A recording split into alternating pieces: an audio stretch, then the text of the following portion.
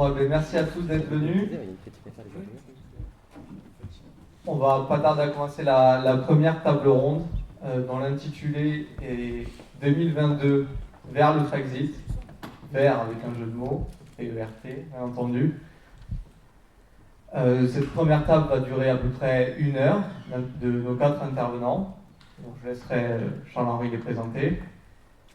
On partira sur une séance de questions-réponses, une demi-heure plus s'il y a besoin. On fera une petite pause et on partira sur une seconde table ronde. 2022, quel référendum? Sur la thématique, notamment donc, le référendum qu'on défend nous sur notre appartenance à l'Union européenne, contre une proposition qui est faite par plusieurs candidats au présidentiel, qui est de mettre dans la Constitution la supériorité du droit national. Pareil, je laisserai les intervenants développer sur le sujet. Il y aura une séance de questions-réponses. Et l'idée est de terminer vers 18h. Petite pause. Discours du président de Génération Frexit. Et puis, repas. Et puis, on finit en explosion.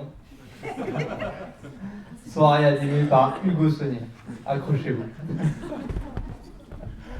Bon, eh bien, merci à tous. Je laisse la parole à Charles-Henri pour introduire la table ronde. Un grand merci Gaylor. Je vois d'ailleurs qu'Hugo fait déjà quelques pas sur le dance floor, donc ça s'annonce très très chaud pour ce soir. En tout cas, merci à tous d'être venus pour ce premier congrès. Et on a l'honneur et la chance pour cette première table ronde d'avoir des gens qui connaissent leur sujet, ce qui n'est pas forcément le cas quand on parle d'écologie et que vous avez des personnes comme Yannick Jadot qui se trouvent sur les plateaux télé. Donc là, vous avez 3 ingénieurs qui maîtrisent le sujet. Vous avez à ma gauche Firas Yassine qui est le responsable de la commission agriculture pour Génération Frexit.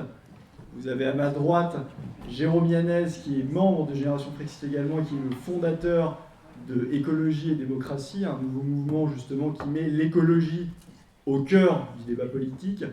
Et vous avez tout à ma droite Maxime Amblard, qui est également membre de Génération Frexit et qui est le responsable de la commission énergie et qui va nous parler en particulier de la question du nucléaire, où il est un expert et vous avez un très bon livre qui sortira bientôt de notre ami Maxime, que je vous conseille d'ores et déjà, dès qu'il sera dans toutes les bonnes librairies. Alors, on va démarrer sur le premier point qui est l'actualité pour aller au cœur du sujet ensuite. C'est la question en fait de la hausse du prix de l'énergie, de la hausse du prix des matières premières, de savoir est-ce que selon vous c'est quelque chose qui est durable ou est-ce que c'est quelque chose qui est transitoire comme ce que nous dit souvent la Banque Centrale Européenne et d'autres organismes. Et qu'est-ce qu'on peut faire en fait face à cela si ce phénomène est durable et quelles solutions proposez-vous? Je propose peut-être de commencer avec Maxime, et après on fera le tour de table. J'imagine que vous réagirez aux propos des uns et des autres. Merci. Alors, sur le sujet de la hausse du coût de l'énergie en général, donc ça concerne à la fois les énergies primaires comme le gaz naturel ou des énergies qu'on appelle finales comme l'électricité, parce que c'est celle qu'on consomme finalement. Je doute honnêtement que ce soit vraiment quelque chose de transitoire, du simple fait que ces énergies-là, donc ça concerne à la fois le gaz naturel ici, mais le pétrole et à plus long terme le charbon, sont des énergies de stock qui sont en quantité finie sur cette planète, que l'on exploite en fait beaucoup plus rapidement qu'elles se renouvellent. Pour constituer un stock de pétrole, il faut plusieurs millions d'années. Aujourd'hui, en plusieurs années, on réduit drastiquement les stocks de pétrole. Donc au bout d'un moment, en fait, les mathématiques de base nous disent qu'il n'y en aura plus. Il n'y en aura plus.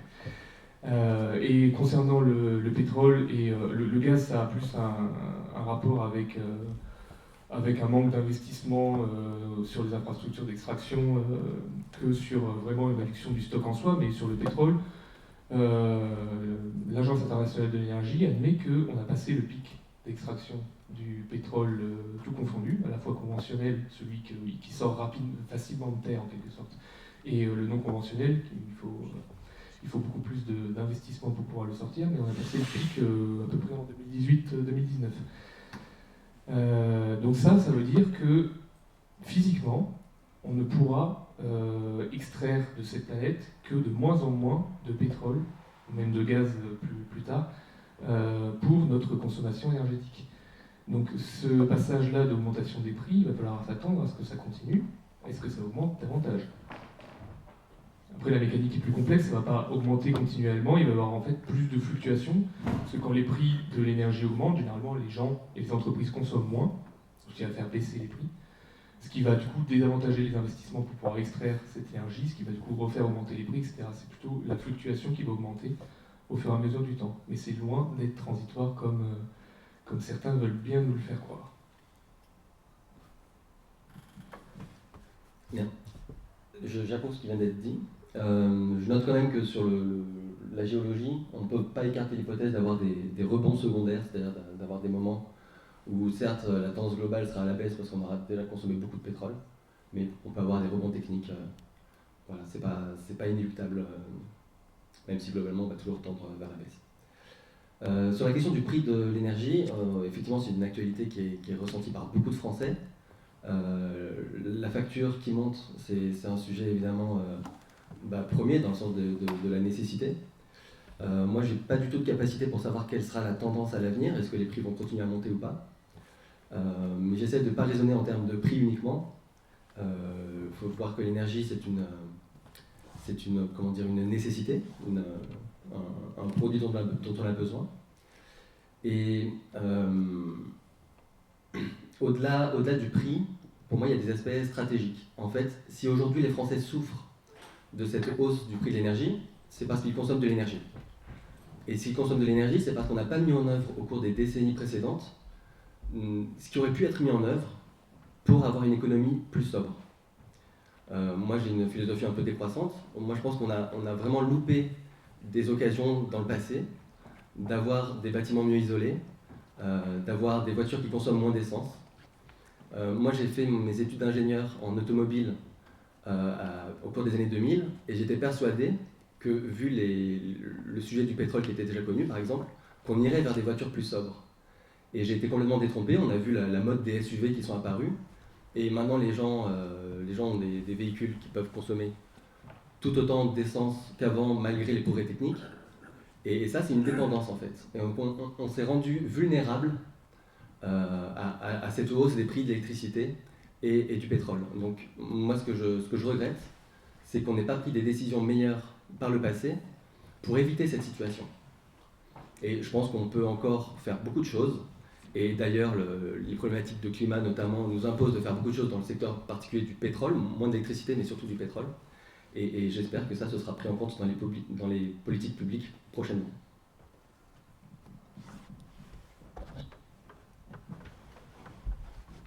Alors moi, pour la partie agriculture, je vais amener le sujet sur 2 points. Donc sur la partie hausse de l'énergie, ce que je veux juste vous dire, c'est que, alors j'abonde effectivement aussi sur le fait que c'est structurellement durable. Après, il peut y avoir des fluctuations, de la volatilité, ça peut arriver bien sûr, mais la tendance va être à la hausse. Et ce que je veux vous dire, c'est que ne comptez pas sur l'agriculture pour venir vous amener les agrocarburants en remplacement. Ça ne se fera pas parce qu'on va avoir besoin des surfaces pour manger, et que passer 60 hectares de maïs dans un fermenteur pour faire du biogaz, comme j'ai pu le voir, c'est un non-sens. Alors les agrocarburants pourront peut-être nous aider, notamment dans le transport, sur les zones, sur les aspects sur lesquels on ne pourra pas se passer, par exemple une source d'énergie liquide, facile à transporter, parce que là éventuellement on peut envisager d'avoir un peu d'agrocarburants pour ça. Mais voilà, ne comptez pas sur les agrocarburants pour venir baisser la facture d'électricité, ça ne marchera pas. Ce ne sera pas les volumes nécessaires et les enjeux énergétiques nécessaires sont tels que c'est inenvisageable. Après, pour ce qui est de la hausse des matières premières au sens large, je vais vous parler un peu des matières premières agricoles, parce que c'est ce que je connais. Il y a 2 choses. Il y a une évolution à court terme. Là, on a vu flamber la tonne de maïs, la tonne de blé. Ça va revenir à la normale vraisemblablement, on espère, dans 1 an ou 2, le temps que les stocks se reconstituent, le temps que, si on ne nous enferme pas à nouveau, la crise du Covid se tasse. C'est plutôt lié à la désorganisation, c'est-à-dire des ports fermés, des échanges commerciaux qui ne peuvent plus se faire, des choix aussi, c'est-à-dire quand vous êtes en restauration hors domicile, vous mangez beaucoup de pommes de terre, et un peu moins de blé. Quand vous êtes dans une restauration à la maison, vous mangez moins de pommes de terre et un peu plus d'autres choses. Voilà. Donc ça va baisser, à mon avis, assez rapidement. Par contre, comme pour l'énergie, tendance durable, à long terme, comme de toute façon on aura moins de pétrole, moins de gaz, ça veut dire moins d'engrais. Comme on va passer de 7,5 milliards à 9 milliards, ça veut dire plus de personnes. Globalement, attendez-vous à ce que la part de votre portefeuille qui sera consacrée à l'alimentation augmente et ne soit plus de 14% comme c'est le cas aujourd'hui, mais peut-être revenir à des choses comme 30% comme c'était le cas dans les années 60. Et avant de passer à un autre sujet, j'avais aussi une question plus spécifique en fait. Dans cette hausse des prix, quel est le rôle qu'on pourrait donner à l'Union européenne au niveau du marché, que ce soit du gaz ou de l'électricité? Quel est le rôle de l'Union européenne dans cette hausse des prix, au-delà même des tendances naturelles dont vous avez parlé? Alors le rôle de l'Union européenne sur ça, il est très indirect en fait, mais il est quand même présent, hein, faut pas se leurrer. Déjà, sur le fait que sur le continent européen en général, on n'a pas de ressources naturelles énergétiques type pétrole-gaz, on n'en a pas. On est très pauvre en ressources, même minières. Du coup, on est extrêmement dépendant des autres. Donc en soi, continuer à prolonger notre dépendance au pétrole, au gaz, c'est continuer à être dépendant d'autres pays s'ils veulent bien nous le fournir ou pas. Type Russie pour le gaz et aussi pour le pétrole notamment, parce qu'il y a une bonne partie du pétrole qu'on importe de Russie, ou le Moyen-Orient.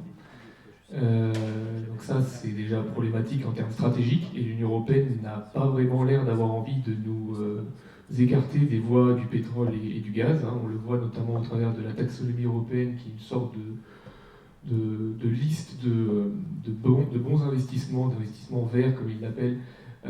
Il y a certains lobbies et certains pays qui aimeraient bien que le gaz en fasse partie, pour des intérêts, je pense, purement industriels en fait.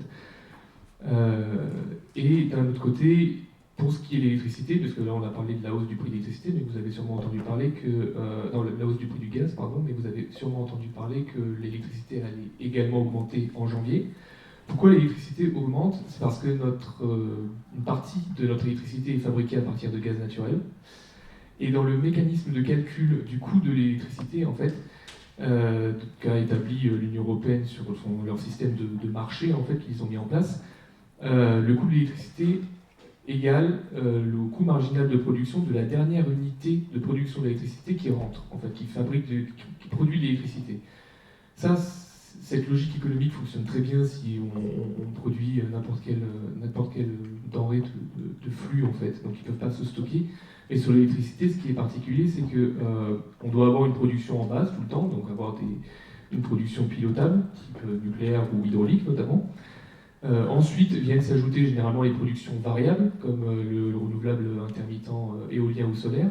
Et pour compenser généralement la variabilité de l'éolien ou du solaire, on utilise du gaz naturel, parce que ces centrales-là peuvent se démarrer très facilement et s'éteindre très facilement également. Et le coût de l'électricité qui est produit de ces centrales-là est très dépendant du coût de la matière première, ce qui n'est pas le cas dans le nucléaire. C'est pour ça qu'on peut l'utiliser tout le temps, en fait. C'est comme ça qu'on rentabilise le plus le nucléaire. Alors que les centrales thermiques, gaz, charbon ou pétrole, c'est pas le cas. Et du coup, comme c'est la plupart du temps ces centrales-là qui sont les dernières à rentrer sur le marché de l'électricité en termes de production, eh bien, le coût de l'électricité s'aligne sur leur coût marginal de production. Alors on peut avoir 70% de nucléaire en France et produire quasiment toute la totalité de notre électricité avec du nucléaire. Le prix de l'électricité que vous allez payer à la fin, c'est le prix de la centrale la plus chère, celle du charbon, enfin c'est du charbon, du gaz d'ailleurs, qui rentre en production parmi les dernières. Donc pour les fabricants d'électricité type EDF, c'est plutôt pas mal pour eux, hein, parce que bon, ils se font une bonne marge sur la vente de leur électricité, mais pour le consommateur final, c'est compliqué. Et ça, ce n'était pas le cas quand on avait un tarif régulé dans les anciens temps, j'ai envie de dire, parce que quand je suis jeune, je n'ai pas trop connu ça, mais quand on avait un tarif régulé, on faisait en sorte de le calculer pour que la moyenne, enfin le coût, le prix, le tarif, couvre le coût moyen de production. En fait, ça prenait en compte le fait que le nucléaire soit moins cher, le fait que l'hydraulique soit moins cher que les centrales thermiques. Donc en ça, l'Union européenne a un gros impact sur nos vies, et de ce que j'ai compris, ils n'ont pas l'air de vouloir remettre en cause leur système, en fait. Même si Bruno Le Maire a supplié, encore une fois, de changer quelque chose gentiment. Bah, après, demander, ça coûte rien. Hein. Donc si je comprends bien, ça signifie qu'en raison du marché de l'énergie, même si en France on a une énergie qui pourrait être produite à bas prix, et qui l'est par exemple actuellement, en raison de notre appartenance à l'Union européenne et de ce marché unique de l'énergie, on paye un prix européen qui lui n'est pas stable.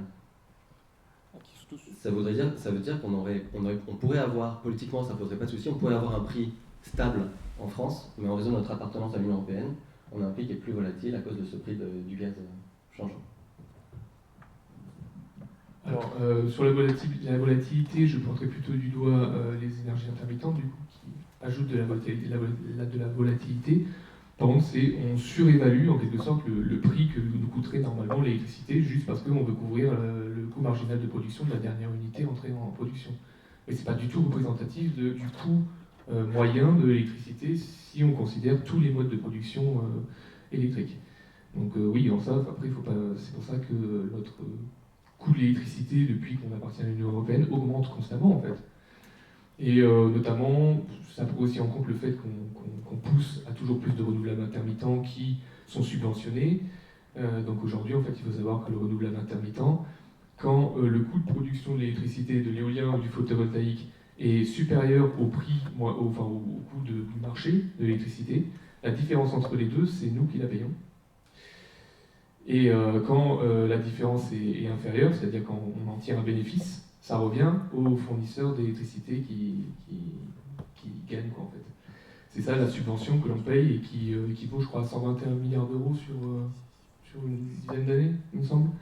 121 milliards d'euros, ça fait 12 réacteurs EPR. Voilà. Et ça n'aura pas produit l'équivalent de l'énergie que pourraient produire 12 réacteurs EPR. Voilà. Donc, c'est vous qui voyez, quoi. Tu veux ajouter quelque chose, Pierre ? Sur la partie variation des prix matières premières agricoles, là clairement on a une Union européenne, alors pour le coup qui est clairement qui peut être pointée du doigt via la PAC, en fait tout simplement. Alors en fait son principal tort n'est pas tant d'agir sur les prix à long terme, parce que les prix à long terme en agriculture sont plutôt modélisés par la loi de l'offre et de la demande, concrètement. Mais par contre, la volatilité qu'apporte une agriculture soumise à un marché international, elle est sans commune mesure avec la volatilité qu'on aurait dans une agriculture dont on maîtriserait les volumes, par exemple via des quotas, via des systèmes d'intervention, etc. Donc aujourd'hui, par exemple, vous vous retrouvez avec des blés qui montent en flèche, pas parce que la France ne produit pas assez de blé, hein, c'est pas le problème, on aurait ce qu'il faut pour nous alimenter sans problème. Ils montent en flèche parce que la politique que nous avons aujourd'hui déterminée par l'Union européenne, c'est de se servir de l'agriculture à la fois comme un moyen d'exportation et à la fois comme un moyen de négociation vis-à-vis des pays en voie de développement. C'est-à-dire qu'en fait, on s'en sert en gros comme ce qu'on est prêt à mettre sur le marché mondial et à mettre en concurrence avec les pays en voie de développement pour pouvoir vendre nos Airbus. Donc quand le marché mondial s'effondre, tout s'effondre, y compris chez nous. Et quand le marché mondial s'envole, tout s'envole, y compris chez nous, alors qu'on n'est pas forcément concerné par la pénurie. Voilà, très clairement. Merci à vous. Et du coup, j'aimerais avancer sur la question de la transition écologique, de la transition énergétique. Pourquoi ? Parce que vous savez certainement qu'une majorité des gaz à effet de serre, c'est l'utilisation des énergies fossiles. Et ça posait, comme le disait Maxime, une question normalement qui devrait intéresser tout souverainiste, parce qu'on dépend, que ce soit du gaz ou du pétrole, de pays étrangers. Donc un souverainiste, normalement, il veut maîtriser la chaîne de production de A à Z, de ne pas dépendre des autres. Donc ma question est la suivante, c'est de dire en fait, est-ce que c'est réaliste de se passer à court terme des énergies fossiles ? Si oui, comment ? Est-ce qu'un 100% nucléaire est possible ? Et dans le cas de l'agriculture, quels seraient les impacts en fait, de se passer du pétrole et du gaz ? Et est-ce qu'en se passant de cela, on peut quand même nourrir les 8 à 9 milliards de personnes qui vont être là demain? Alors, pour ma part, je ne sais pas si on peut se passer de pétrole ou de gaz, mais ce que je sais, c'est que c'est indispensable. C'est-à-dire qu'on a un enjeu avec lequel on ne peut pas négocier, qui est un enjeu physique, c'est qu'on a mis trop de carbone dans l'atmosphère, et depuis des décennies. Et aujourd'hui, on se retrouve avec une situation où il faut agir beaucoup et vite. Dans ce cadre-là, moi, il me semble que les solutions de continuité sont problématiques. Je pense qu'il faut évoluer avec une certaine vitesse. C'est ce qu'on appelle l'urgence climatique, il faut agir vite. Et effectivement, du coup, alors en France, c'est pas un travail sur l'électricité, qui est effectivement nucléaire et les barrages. En France, on n'a pas de centrale à charbon non plus. Les centrales à charbon, en fait, c'est l'enjeu numéro 1 sur le climat dans le monde. Parce que beaucoup d'électricité mondiale est faite au charbon. Mais en France, on a une électricité qui n'est pas faite comme ça. Donc, en France, les principaux leviers pour agir très très fort et très vite, ce sera le logement, avec notamment les logements chauffés au fioul et au gaz. Et puis, c'est le système routier, avec le pétrole qu'on consomme pour les camions et pour les voitures. Et donc, c'est sur ces secteurs-là qu'il faut agir vite et fort. Alors, je pense qu'on aurait peut-être dû commencer par ça, enfin, du coup je vais l'introduire maintenant, mais il faut bien comprendre l'enjeu qui repose sur l'énergie en fait, de nos vies aujourd'hui. Tout ce qu'on a ici, c'est grâce à de l'énergie abondante. Et tout ce que l'on réalise, c'est lié à l'énergie. En fait, n'importe quelle activité humaine, qu'elle soit tout simplement de bouger cette bouteille d'eau d'un point A à un point B, ça nécessite de l'énergie derrière. Et cette énergie, elle est tirée du repas que j'ai eu peut-être hier soir ou à midi, qui contient de l'énergie sous forme chimique et que mon corps exploite et convertit sous forme mécanique pour bouger cette bouteille d'eau. Et la plupart du temps sous forme thermique d'ailleurs, pour se chauffer à une température d'équilibre. Tout ce que l'on a, tout ce que l'on fait, c'est de l'énergie. Donc il faut bien comprendre que réduire notre approvisionnement énergétique, c'est réduire la quantité de besoins que l'on peut satisfaire. Donc on vivra forcément de façon moins confortable. C'est ça ce que ça veut dire en fait, réduire l'approvisionnement énergétique. Et c'est ce que l'on subit un peu en France de façon non désirée, car depuis 2005, on est en contraction de l'approvisionnement énergétique français de façon subie. Et si on considère que l'énergie, aujourd'hui, c'est ce qui alimente toutes nos machines, et que nos machines, à la fois nos ordinateurs pour les emplois de service, mais aussi le peu d'usines qu'on a encore, ces machines-là, c'est du travail derrière, il ne faut pas être surpris que le chômage augmente. La quantité de travail constant pour les personnes qui travaillent, il ne faut pas être surpris que le chômage augmente, il y aura une machine qui tourne. Bon. Et on n'envoie pas les gens ramasser des patates, et donc utiliser leur corps comme un convertisseur énergétique, du coup, mécaniquement, il y aura moins de travail, moins de PIB aussi, et on essaie de compenser ça par la génération de dettes. Enfin, c'est tout un mécanisme qui touche pas que la France d'ailleurs, qui touche tous les pays de l'OCDE. À part un peu une exception sur les États-Unis depuis qu'ils exploitent du pétrole de schiste. Mais du coup, déjà il faut se poser la question de ce que l'on veut. Est-ce qu'on veut continuer à satisfaire autant nos besoins? Ou est-ce qu'on accepte de sacrifier une partie de la satisfaction de besoins pour réduire notre approvisionnement énergétique, et notamment en pétrole et en gaz, pour réduire nos émissions de gaz à effet de serre, nos émissions de CO2 qui participent du coup au réchauffement climatique, qui risquent de rendre l'avenir encore moins enviable que ce qu'on pourrait avoir sans pétrole, parce que là on aura du coup un combo moins d'énergie pour combattre les dangers que va provoquer le réchauffement climatique, et en plus de ça on va avoir un réchauffement climatique. Donc le combo des deux est parfait.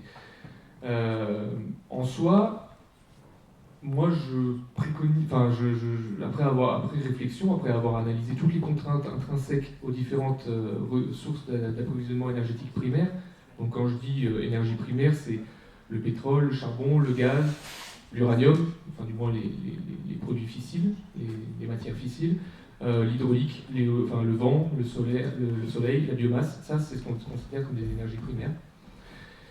Il est pour moi possible, si on est très rapide à réagir, même si en France le problème n'est pas forcément dimensionnant, parce qu'on n'émet pas énormément de gaz à effet de serre dans le monde, on n'est pas les plus contributeurs, et notre électricité est très décarbonée. Et du coup, vous l'aurez compris, l'enjeu, c'est pas de continuer à décarboner l'électricité, comme on veut nous le faire croire aujourd'hui. Donc le combat entre éolien, photovoltaïque et nucléaire, c'est tous des modes de production décarbonés en fait, qui n'émettent pas de CO2 lors de la fabrication d'électricité. C'est ça qu'on entend quand on dit décarboné. L'enjeu, c'est de sortir du pétrole et du gaz naturel. Le charbon, on n'en a pas, comme a dit Jérôme. Cependant, le pétrole, ça reste quand même l'énergie primaire la plus commode que l'on utilise. C'est liquide, donc très facilement transportable. La conversion énergétique, donc, que l'on fait classiquement dans un moteur de voiture, de passer de l'énergie chimique du pétrole à une énergie thermique pour chauffer, pour faire réagir le moteur à combustion, c'est une conversion énergétique qui s'allume et qui s'éteint comme on veut, donc ça aussi c'est extrêmement pratique. Donc forcément, se passer du pétrole et du gaz, ça va rendre notre vie moins facile en fait. Ça va ajouter de l'inconfort. Ça va réduire la commodité de tout ce qu'on peut avoir autour. Alors il y a des alternatives, hein, notamment électrifier davantage notre approvisionnement énergétique. Donc ça passe, selon moi, par plus de nucléaire, mais je pense qu'on aura l'occasion de discuter quand on aura fait un tour de table. Mais il n'y a pas que ça, il y a d'autres alternatives. On peut faire du gaz synthétique, notamment. C'est une différence par rapport au biogaz, c'est que là, on utiliserait de l'hydrogène produit par de l'électricité, par exemple, du CO2, on combine les deux, on a du gaz, et aujourd'hui, on a toute l'infrastructure nécessaire pour exploiter ce gaz qui serait du coup synthétique. Et le fait d'utiliser du CO2 qui, par exemple, viendrait de centrales à biomasse, donc qui n'est stocké que par du bois pendant 50 ans, un siècle à peu près, ça permet d'avoir quelque chose de cyclique dans l'atmosphère et du coup d'être neutre en émissions de CO2, parce que finalement ce CO2 va être réutilisé après. C'est pas comme si aujourd'hui on pioche dans des stocks qui ont des millions d'années et on va émettre du CO2 qui était stocké dans les stocks pendant des millions d'années dans l'atmosphère quasiment instantanément à l'échelle de temps géologique. Là ça se sent par contre.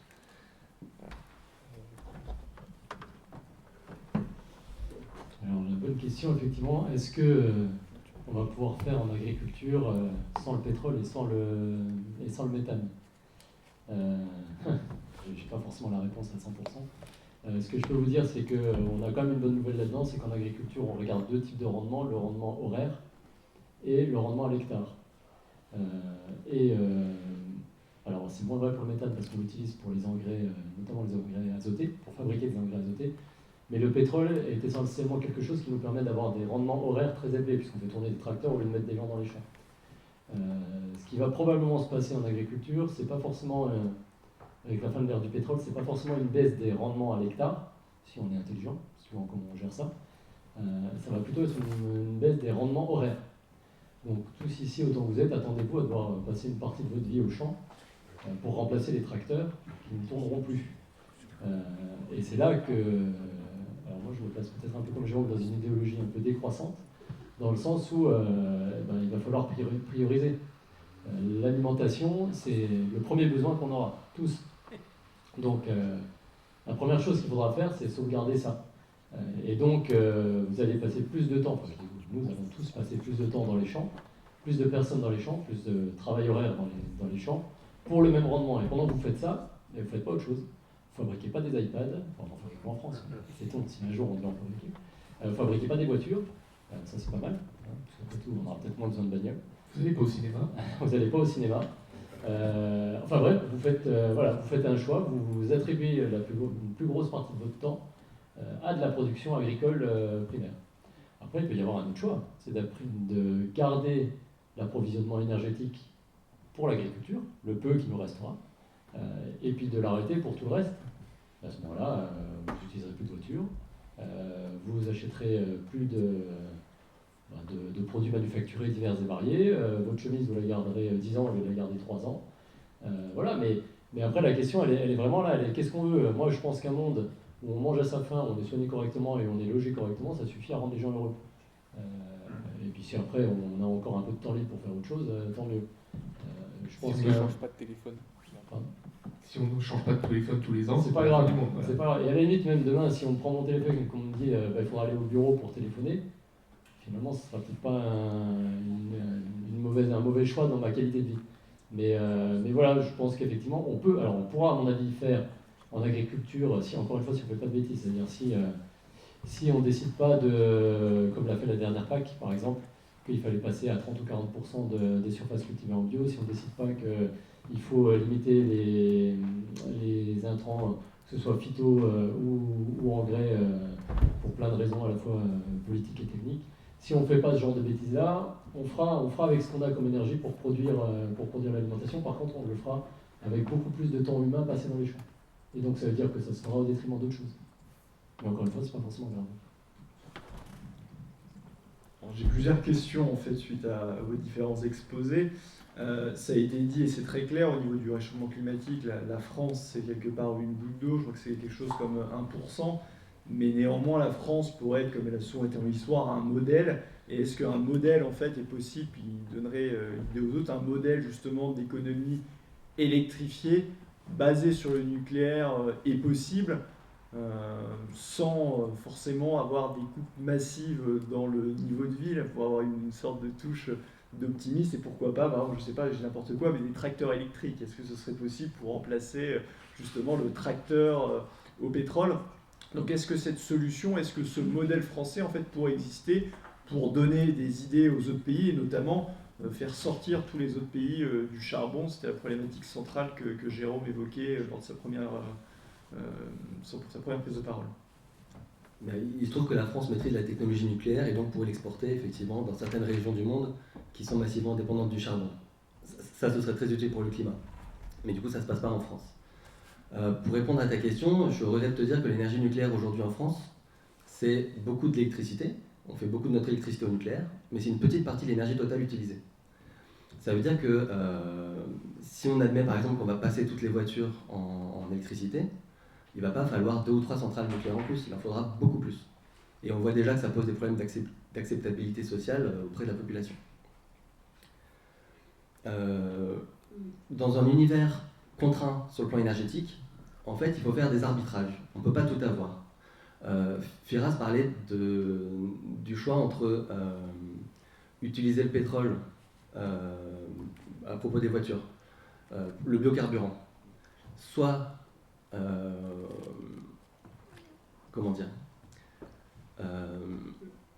les surfaces agricoles, soit on les attribue à l'alimentation humaine, soit on les attribue à nourrir nos voitures. Et puisqu'on parle de Frexit ici, l'Europe a une très belle politique des énergies renouvelables. Mais il faut aussi voir quelle est la réalité qui peut être pas du tout reluisante derrière. Derrière la politique européenne des énergies renouvelables, on aura par exemple, vous avez peut-être remarqué qu'à la pompe à essence, on est passé du samplon 95 et du samplon 98 et du diesel à E10, E85 et B. Et la raison, c'est que le E, c'est l'éthanol, donc c'est du biocarburant, donc le choix est fait. Pour avoir des objectifs d'énergie renouvelable, l'énergie renouvelable, dans le principe, c'est forcément bien.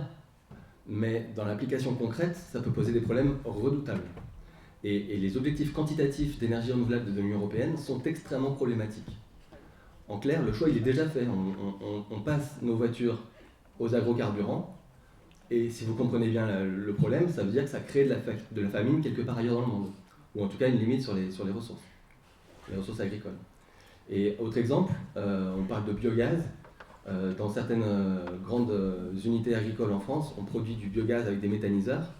Alors c'est très bien, ça entre dans les chiffres de l'Union européenne pour les énergies renouvelables, mais il se trouve que quand on produit du biogaz, on obtient un résidu dont l'habitude est de dépendre dans les champs, et au bout de quelques années, ça peut diminuer sérieusement le rendement de ces champs. Donc derrière l'idéologie de l'énergie renouvelable, qui encore une fois est très bien dans le principe, il ne s'agit pas de défendre les fossiles, vous me comprenez bien. Moi je suis plutôt décroissant et je suis plutôt pour décroître les deux en même temps. Mais ces arbitrages-là, aujourd'hui, sont déjà faits par l'Union européenne, et de façon, dans le silence médiatique, de façon assez désastreuse. Juste pour rebondir là-dessus 2 minutes, oui, alors tu as raison, on est bien d'accord que l'idée de vouloir utiliser l'agriculture pour fabriquer du carburant est une mauvaise idée. Cependant, on peut envisager d'avoir une toute petite part, je dis une bêtise, mais demain pour faire rouler les ambulances, qui sont finalement pas massivement présentes sur le territoire, si on n'a plus de pétrole, on peut éventuellement demander à l'agriculture de fournir cette petite partie en liquide, en source d'énergie liquide, facilement transportable, etc., pour des ambulances, pour des camions pompiers, mais par contre, effectivement, on ne généralisera pas ça à la voiture de Monsieur Tout-le-Monde, aux avions, enfin bref, tout ce qui pourrait avoir besoin de ça. C'est la question de la modération, de la sobriété, c'est-à-dire que tout est possible, on peut faire de l'hydrogène, on peut faire des centrales nucléaires, on peut tout faire, techniquement on sait faire. Maintenant, il faut faire des choix, et ces choix ne sont pas évidents politiquement. Donc, concernant la question plutôt du nucléaire, parce qu'on parlait, Charles-Henri a posé la question du 100% nucléaire, je ne vais pas vous vendre du rêve. À partir du moment où on se débarrasse du pétrole, qui est quand même l'énergie primaire la plus, comme j'ai dit tout à l'heure, la plus commode d'utilisation, on va avoir plus de contraintes dans nos modes de vie habituels, en fait. Dans tous les cas. Aucune alternative est plus enviable au niveau de la commodité que le pétrole. Cependant, il y a d'autres contraintes qui apparaissent aujourd'hui que l'on a négligées avant, ou du moins on était suffisamment peu sur Terre pour que ces contraintes-là n'apparaissent pas vraiment. C'est des contraintes de stock. Donc comme je l'ai dit tout à l'heure, les stocks des énergies fossiles, mais aussi les capacités de production des énergies renouvelables qui sont limitées sur un territoire donné. Il y a la soutenabilité économique, donc ce qu'on appelle classiquement le taux de retour énergétique, donc c'est combien d'énergie j'investis pour combien d'énergie je sors à la fin. C'est ça qu'on appelle une sorte de rendement en quelque sorte.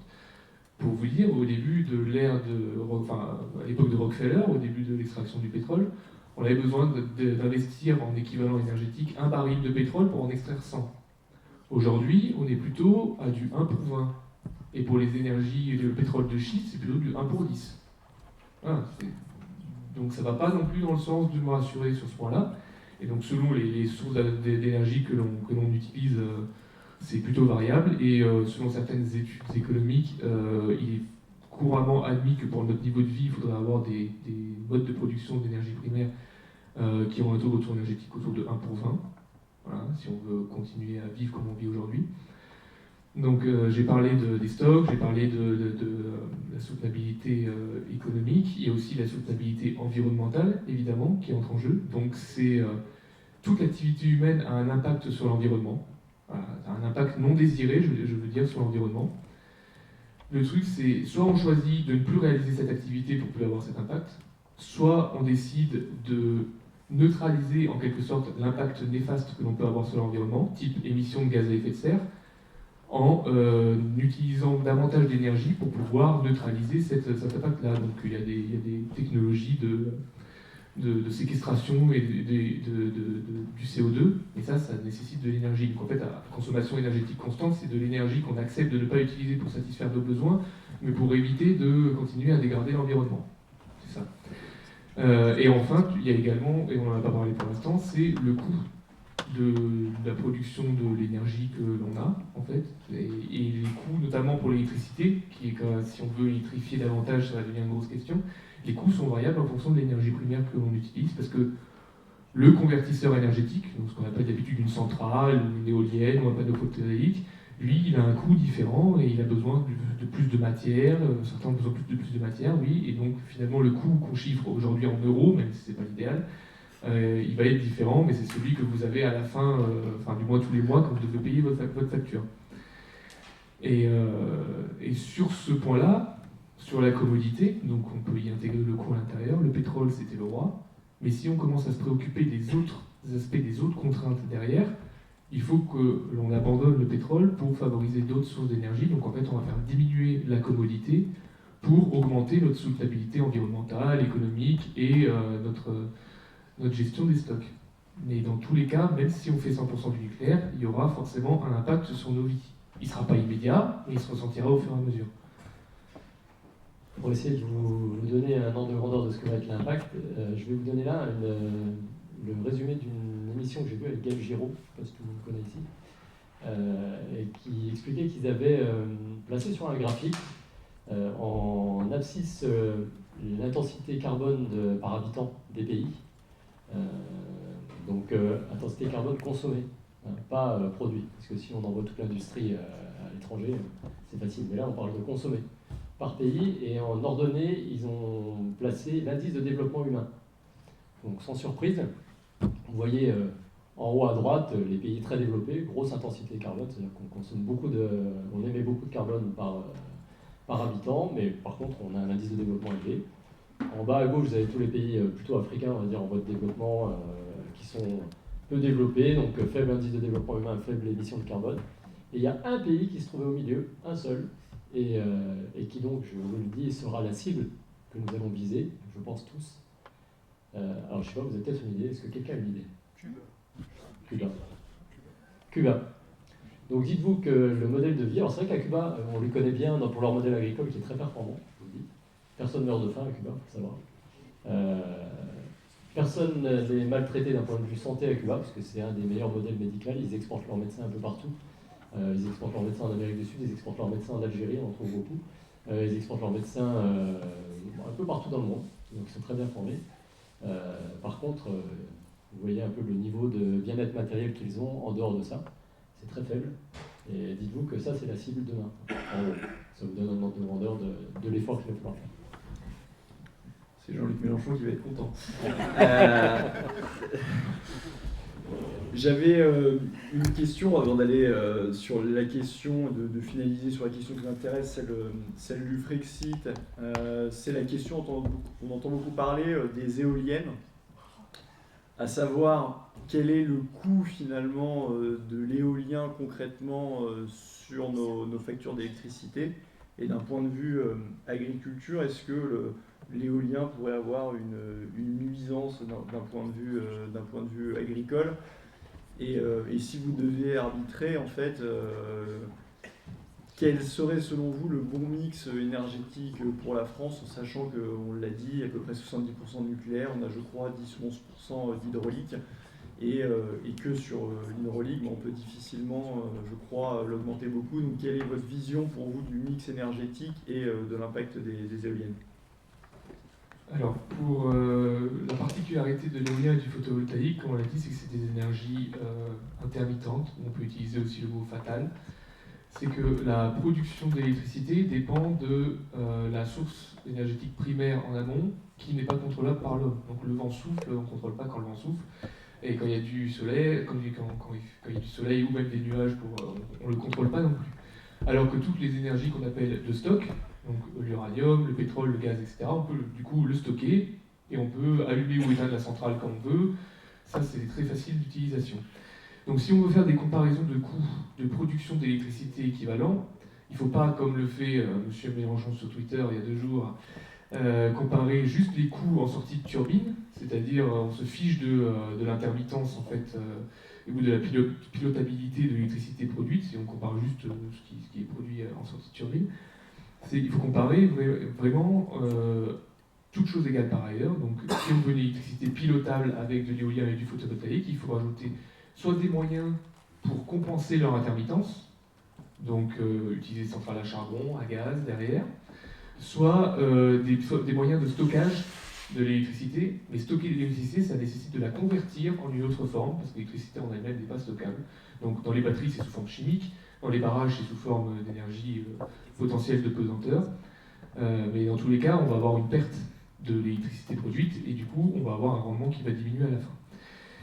Donc si on compare vraiment en toutes choses égales par ailleurs, l'électricité éolienne, ça peut monter jusqu'à, alors j'ai chiffre ici, ça peut monter jusqu'à 176 € du mégawattheure, quand le nucléaire, aujourd'hui, de génération 3, donc c'est Flamanville, il n'y a pas que ça, c'est au niveau mondial, donc c'est génération 3 au niveau mondial, ça va entre 29 et 57 € du mégawattheure. Voilà. Donc le solaire et le solaire, ça va jusqu'à 177. Donc plus on va mettre de l'éolien et de solaire dans le mix électrique, plus il va falloir des moyens pour stocker cette électricité, pour la restituer quand on consomme de l'électricité, quand on veut allumer la lumière. Sinon, on ne va pouvoir allumer la lumière que quand il y aura du vent, de l'électricité. Ça, je ne suis pas sûr que vous êtes prêts à sacrifier cette commodité. Oui, ben, aujourd'hui, un mixeur à soupe, c'est 4 personnes qui pédalent sur un vélo. Oh non, peut-être pas, quand même pas. Si. 300 watts, c'est une personne. Non, une personne qui pédale sur un vélo, c'est à peu près 250 pour un homme normal, 500 pour le Tour de France. 500. 500 watts. Ça dépend qui pédale peut-être. Ça dépend qui pédale. On prend pas déjà une personne sur un vélo juste pour un mixeur. Dopé ou pas dopé? Tout le monde n'a pas 20 ans, 30 ans. Merci de me le rappeler. Du coup, voilà, sur le coût de production, aujourd'hui, on veut nous faire croire que c'est la poule d'or, mais non, en fait, pas du tout. Le nucléaire reste quand même le mode de production d'électricité qui est le moins cher, et il a l'avantage également que la majeure partie du coût de production d'électricité finale est due au coût de construction de la centrale et pas tant au coût du combustible utilisé. Et la Cour des comptes a évalué que si le coût de l'uranium augmentait de combien? T'as lu le rapport aussi? Ouais, je l'ai plus en tête, mais de 20 ou 30%, ils avaient parlé. Ouais, de 20 ou 30%, ça se ressentait que 5% sur le coût de l'électricité. C'est quelques pourcents, moins de 5. C'était rien du tout en fait. C'est pas comme les centrales à combustible fossile aujourd'hui où vraiment le coût de combustible augmente et ça fait la majeure partie du coût de l'électricité à la fin. Donc en termes de mix énergétique à la fin, ce qui serait désirable je pense pour la France, c'est d'avoir toujours une majeure partie de la production d'électricité nucléaire, et plus d'électricité produite aussi, donc plus de centrales nucléaires si on veut se passer du pétrole, du gaz et du charbon.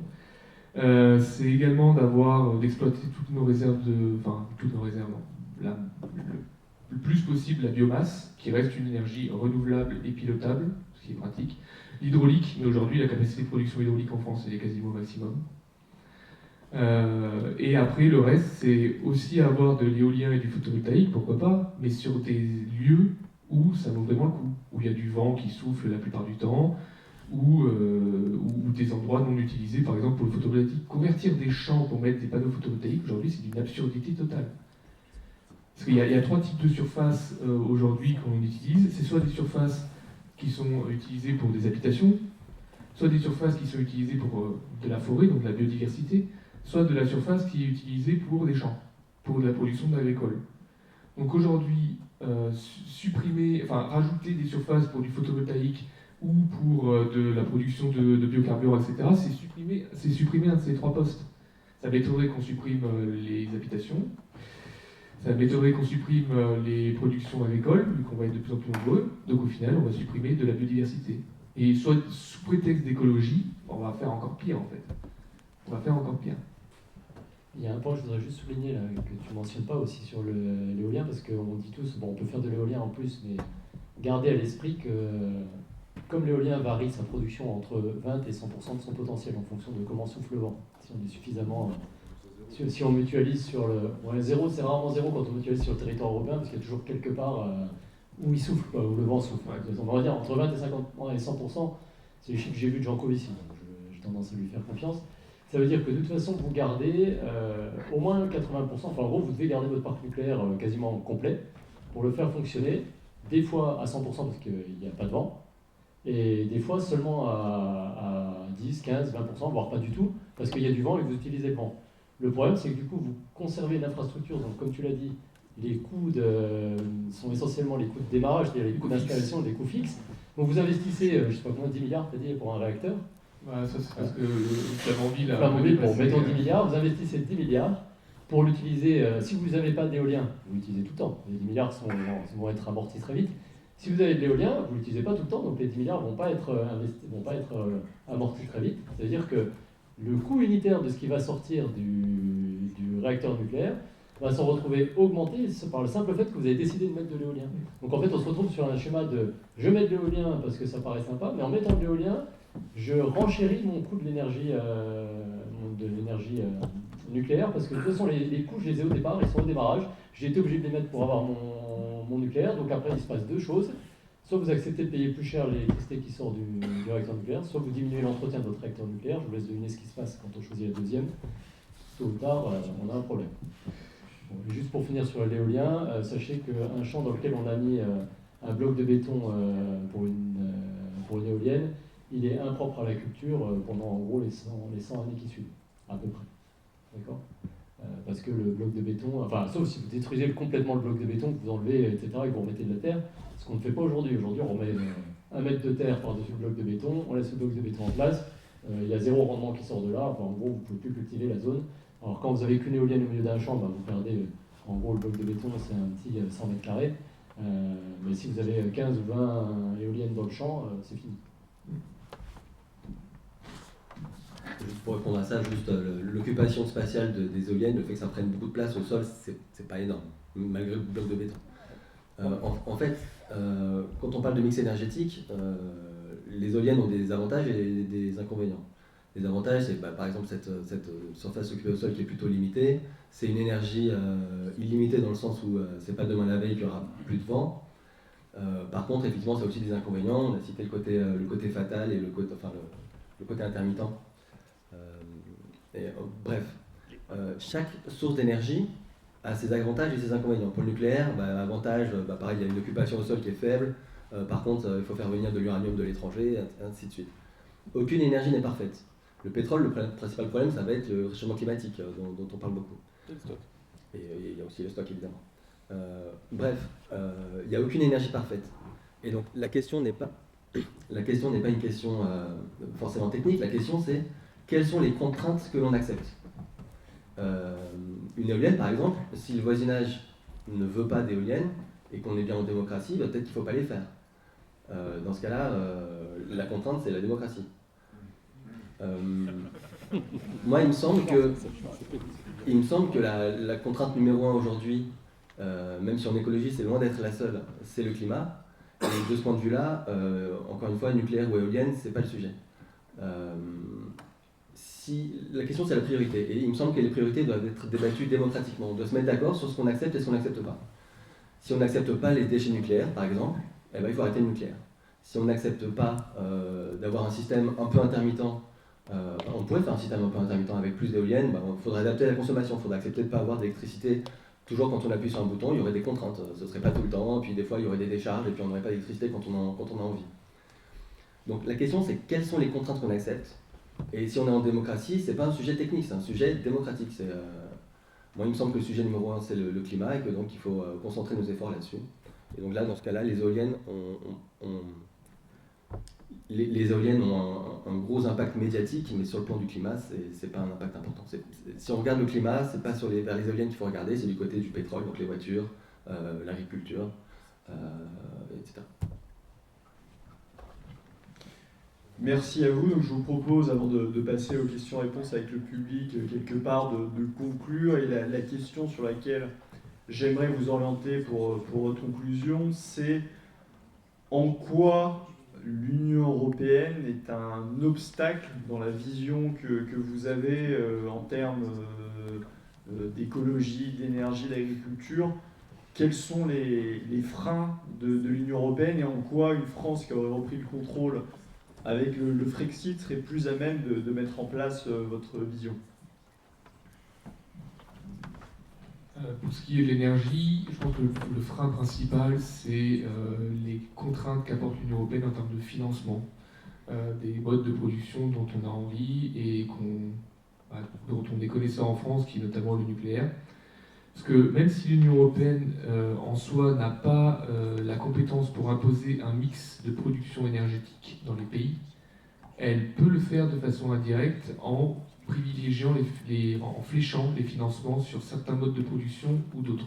Vous avez sûrement entendu parler de la taxonomie verte il n'y a pas si longtemps. Il y a une grosse bataille parmi les pays de l'Union européenne sur est-ce qu'on met ou non le nucléaire dedans. Et il y a une bataille aussi, mais qui est presque gagnée maintenant du côté allemand, qui est est-ce qu'on met le gaz ou non dedans. Et les Allemands ont quasiment gagné le fait d'intégrer le gaz dans la taxonomie verte. Moi, ce qui me dérange principalement avec l'Union européenne, c'est de se prétendre collaborateurs, de se prétendre amis avec des pays qui ne cessent de nous mettre des bâtons dans les roues, alors qu'ils n'en ont pas forcément le droit, et on est quand même en France, on décide de ce qu'on veut en France, et c'est pas aux Allemands de décider ou de dire, ou même aux Allemands autrichiens, enfin ils sont pas tout seuls, hein, mais d'orienter nos investissements et de faire en sorte qu'on arrête le nucléaire parce que ça va favoriser la production des éoliennes, des panneaux photovoltaïques en Allemagne, et notamment avec Nord Stream 2, donc le gazoduc Russie-Allemagne qui va être construit, et qui passe par aucun autre pays intermédiaire. L'Allemagne va pouvoir devenir aussi la plaque tournante de la distribution de gaz en Europe. Et vous croyez qu'ils ne vont pas y gagner derrière? Bon, faut arrêter d'être dupe. C'est ça qui me dérange énormément avec l'Union européenne, c'est de se prétendre copains avec des personnes qui ne vont pas du tout dans notre sens. Et nous ne sommes pas le seul pays en France qui veulent accentuer notre recherche nucléaire ou même notre construction nucléaire. Les Polonais sont pour, les Tchèques sont pour, les Hongrois sont pour. Pourquoi on n'y avait pas collaboré avec ces pays-là au lieu de s'entêter à essayer de collaborer avec des personnes qui n'ont pas du tout la même vision stratégique que nous et qui veulent nous l'imposer de façon indirecte?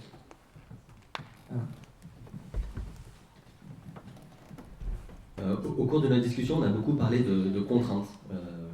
Effectivement, on va subir la contrainte d'avoir moins de pétrole.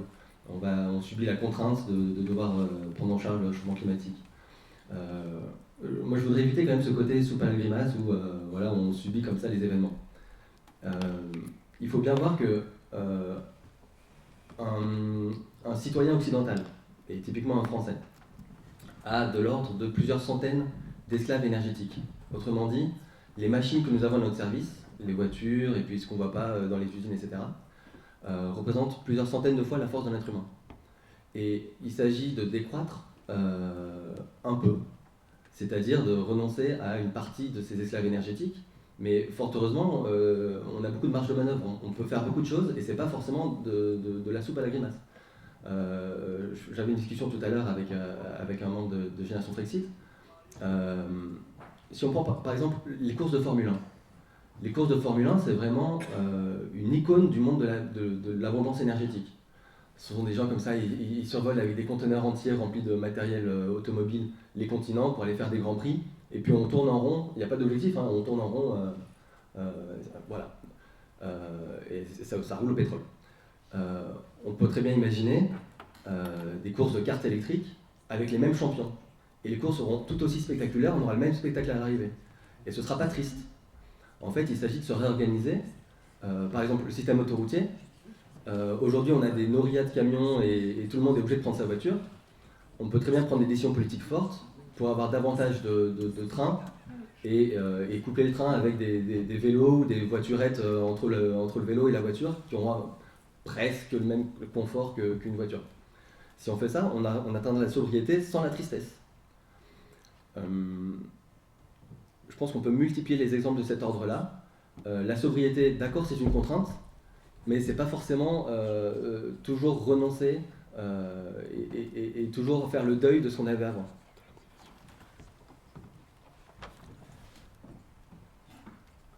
Et pour répondre du coup sur la question de l'Union européenne, c'est une organisation qui a été construite dans les années 50-60 sur des bases productivistes, mercantiles. Aujourd'hui, c'est complètement obsolète en fait. C'est quelque chose qui nous encombre pour faire de la transition, quelle qu'elle soit, parce que ne faut pas oublier que l'Union européenne, c'est avant tout un ordre juridique, ce sont des traités qu'on a signés. On a gravé avec une valeur presque constitutionnelle tout un tas de règles, et ces règles-là n'incluent absolument pas les idées d'écologie, de sobriété. La biodiversité, c'est traité comme un problème secondaire.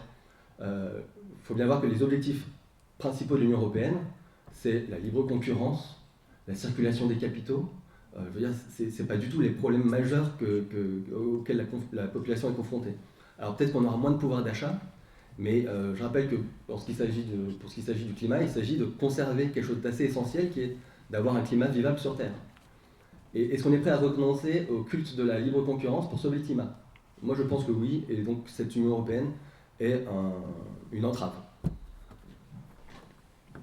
Et après, je vais dire presque la même chose que toi. Pour moi, il y a deux raisons qui font que l'Union européenne sera toujours un obstacle à ce qu'on veut faire, c'est-à-dire à la prise en compte de l'écologie dans la définition des politiques à l'avenir, et la prise en compte en primauté du réchauffement climatique.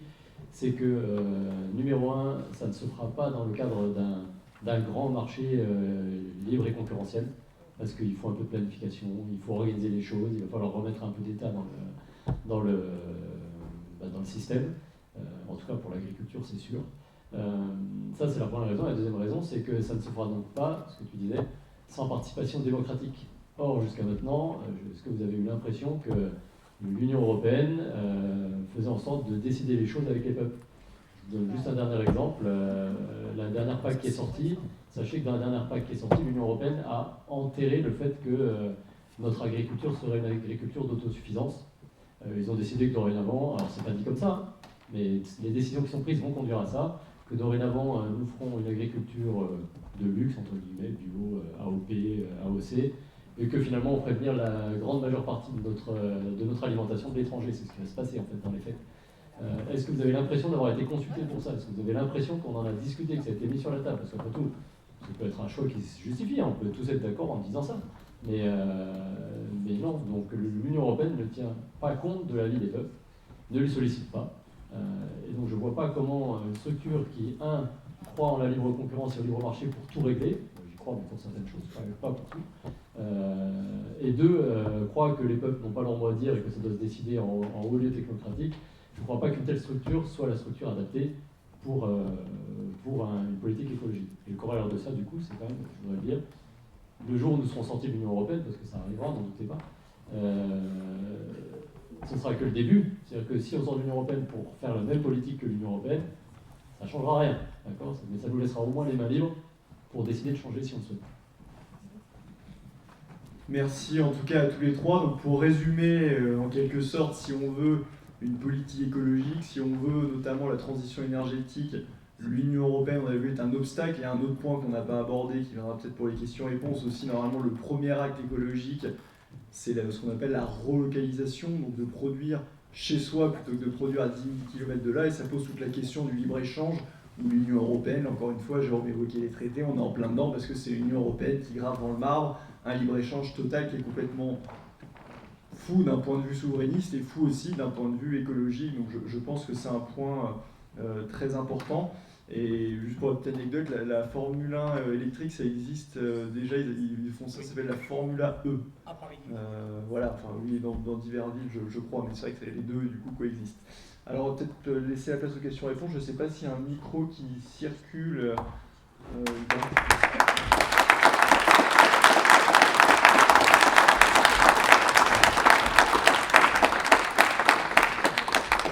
Effectivement, pour les questions-réponses, je vous invite à vous lever et venir ici, monter sur scène et poser directement la question pour qu'on puisse l'enregistrer. Pas du tout. Petite difficulté. Si vous ne voulez pas être vu dans le champ de la caméra, on est sur le côté, mais c'est bien qu'on entende le micro.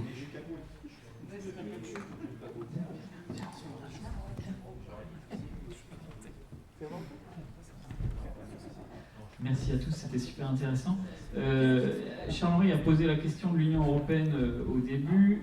Il y a un point qui n'a pas été abordé, c'est sur les lois sur la concurrence, où je crois que ça a quand même un énorme impact sur justement les coûts de l'énergie avec l'ouverture à des petits producteurs qui produisent rien, etc. Et j'aimerais bien savoir ce qu'il en est. J'y connais absolument rien, mais c'est des choses que j'ai entendues et je voulais avoir vos lumières là-dessus. Alors, ça va même au-delà des petits producteurs, parce qu'aujourd'hui, il y a une ouverture à la concurrence de la production, certes, mais bon, il n'y a pas grand monde qui produit de l'électricité autre que EDF, même en France, enfin surtout en France, pardon, parce que dans d'autres pays comme l'Allemagne, c'était déjà historiquement plusieurs producteurs. Et bon, vous n'êtes pas sans ignorer qu'en France, avant, EDF produisait l'électricité, transportait l'électricité via ce qui aujourd'hui existe en tant que RTE, et distribuer l'électricité en tant que ce qui existe aujourd'hui comme Enedis. L'Union européenne n'a de cesse, depuis qu'elle existe, de mettre des bâtons dans les roues en quelque sorte dans EDF, parce que pour elle, elle a horreur de ce genre de système monopolistique, alors que finalement, le transport d'électricité, c'est ce qu'on appelle en économie un monopole naturel, et l'optimum économique, il me semble, tu me confirmeras, mais est atteint si c'est un monopole qui gère la distribution le transport et la distribution de l'électricité. Et du coup, pour ce faire, l'Union européenne a imposé au fur et à mesure des années une mise en concurrence artificielle en ajoutant en ouvrant le marché de la fourniture d'électricité. Donc c'est même pas de la production, c'est de la fourniture d'électricité. Elle a créé artificiellement un marché de l'électricité qui est un marché de gros sur lequel tous les producteurs vendent leur électricité à des fournisseurs indépendants. Et ces fournisseurs-là, c'est juste un emploi de service supplémentaire qui n'a aucune valeur ajoutée, qui fait la même chose que Enedis faisait avant, enfin EDF d'ailleurs, c'est directement attaché à EDF, et du coup fait mécaniquement augmenter les coûts de l'électricité, parce que rajouter des concurrents indépendants, c'est rajouter du marketing, du coût sur le marketing, du coût juridique, tout ça pour qu'il y ait juste quelques acteurs privés qui se gavent et qui s'en mettent plein les poches. Enfin, c'est la vision que j'en ai, mais ça c'est ce qu'impose l'Union européenne à EDF en France. Et parce qu'elle considérait que EDF était avantagée en termes du coût de production parce qu'elle avait un nucléaire qui était historique et qui était amorti, elle a demandé à ce que la France rééquilibre la balance, et l'idée de la France qui a été acceptée par l'Union européenne, parce qu'il faut savoir que l'Union européenne en soi n'impose rien, elle donne une stratégie et la France applique. C'est pour ça qu'aujourd'hui j'ai plaisir à dire qu'on élit des administrateurs et plus des dirigeants. C'est l'Union européenne qui dirige, nos dirigeants, soi-disant dirigeants, administrent le pays. Et ce qu'on a trouvé comme alternative, ça s'appelle l'AREN, c'est l'accès régulé au nucléaire historique. Et ça impose à EDF de vendre un quart de sa production d'électricité au coût de production à ses concurrents.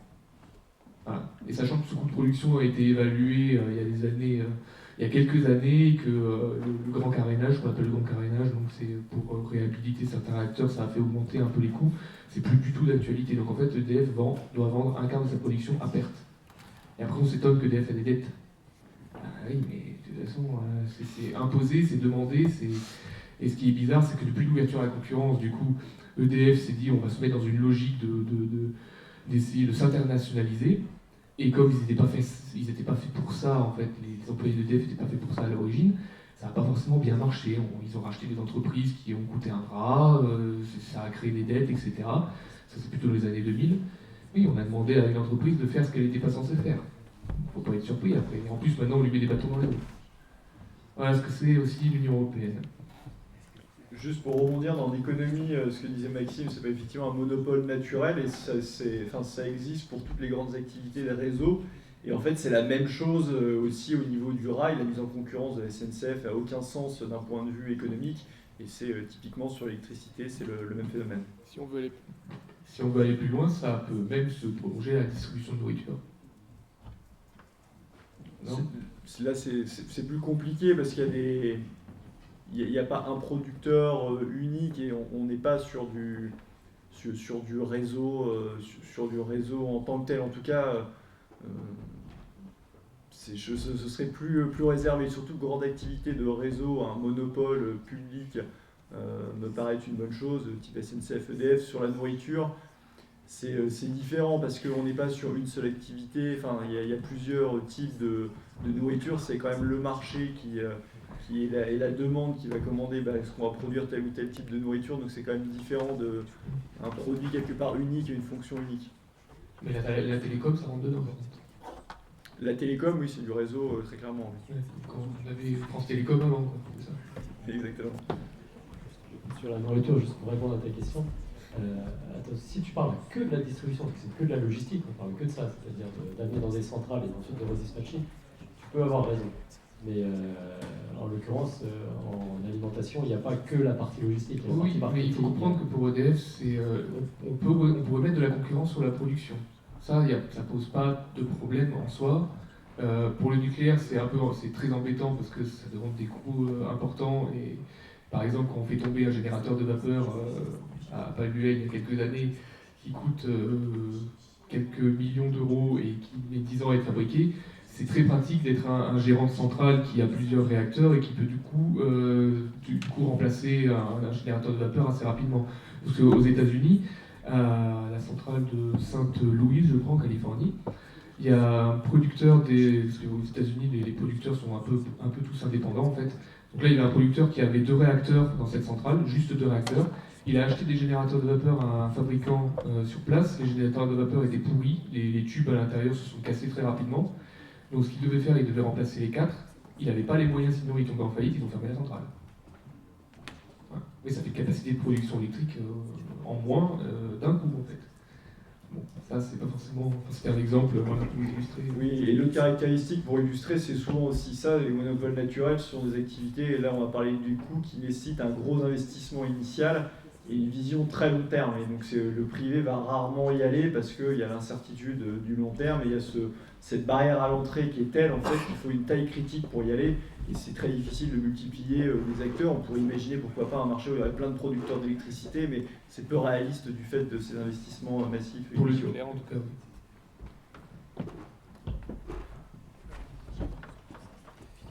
Ok, merci pour ces retours. On va prendre une seconde question.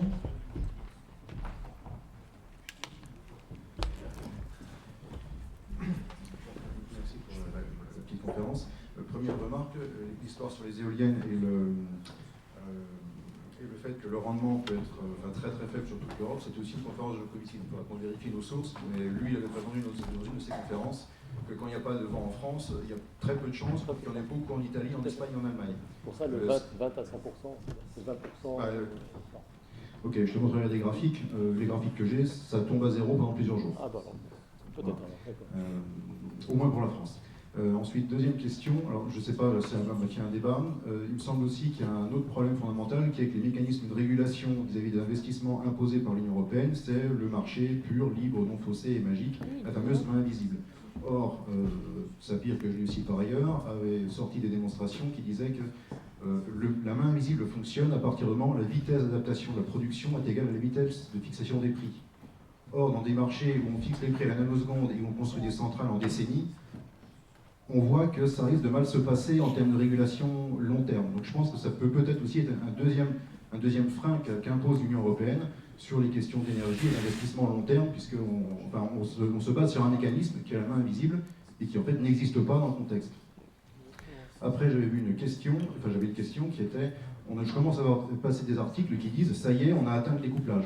Le découplage, c'est quand on parlait des questions de densité, l'énergie par point de PIB. Donc, au moins, je sais plus, ils disent au moins 2 pays ont atteint le découplage, et de toute façon, on s'en fout, on va découpler, et ça marchera bien. Donc, est-ce que vous avez des informations à ce sujet? Je vais essayer d'intervenants rebondir là-dessus. Je vais définir le découplage. Ce qu'on appelle découplage, c'est l'idée qu'on pourrait avoir de la croissance économique, et donc le PIB, l'ensemble des richesses créées par un pays qui pourrait augmenter, alors que l'impact écologique pourrait, lui, diminuer. Et alors, ce qu'on a vu dans l'histoire, ces dernières décennies et ces derniers siècles, c'est une absence de découplage. C'est-à-dire que plus on est riche, plus on installe des systèmes techniques, plus ils ont un impact écologique. Aujourd'hui, les pays qui sont les plus pollueurs, ce sont les pays riches. En particulier sur le climat. Par exemple, un pays comme la France, qui a... alors, on dit souvent que la France a une électricité décarbonée, donc c'est un bon élève. Mais à vrai dire, ça ne suffit pas.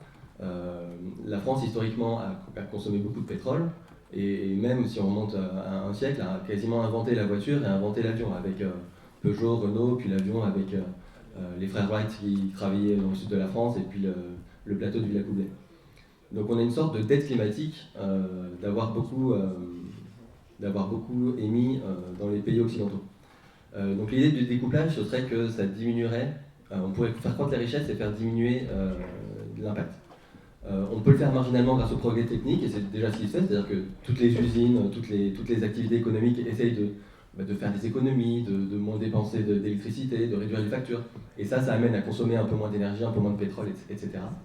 Mais à ce jour, alors il faut dire que dans une certaine mesure, on n'a jamais vraiment essayé le découplage. Hein. C'est-à-dire qu'on n'a jamais eu un pays qui aurait eu la volonté politique de le mettre en œuvre. Et donc, il y a peut-être des choses à faire. Mais aujourd'hui, c'est quelque chose qui ne s'est jamais vraiment vu. En tout cas, à grande échelle, ça peut se voir de façon transitoire. Par exemple, on a l'Angleterre qui est passée des centrales, je crois que c'était au fioul ou au charbon, vers le gaz. Ils ont rapidement diminué leurs émissions, alors que le PIB, lui, n'a pas décru, donc ça a amélioré forcément le rapport entre les deux. La France, quand on a installé le nucléaire, même si ce n'était pas l'objectif, on a aussi décarboné l'économie, donc on a fait un découplage sur le critère du climat. Moi, si je peux juste dire, en fait, oui, on en entend beaucoup parler de cette histoire-là, mais enfin, il y a quand même une réalité physique, et c'est ce que disait Maxime, c'est que fabriquer quelque chose, c'est le transformer. Le transformer, ça demande de l'énergie. Faire plus de PIB, et là j'insiste sur un truc, c'est faire plus de PIB, pas en monnaie, parce qu'aujourd'hui on nous parle de découplage, mais moi je suis à peu près convaincu que c'est un découplage monétaire. Évidemment, on balance tellement d'euros dans la nature qu'on a l'impression qu'on devient plus riche. Mais regardez la production, parce que je vais vous donner un scoop, mais les euros, ça ne se mange pas. Ça ne s'utilise pas pour regarder la télé, ça ne s'utilise pas pour voyager d'un point à un autre. Donc arrêtez de regarder les euros, regardez la production. Il n'y a que ça qui compte, la production de biens matériels. La valeur ajoutée, quoi.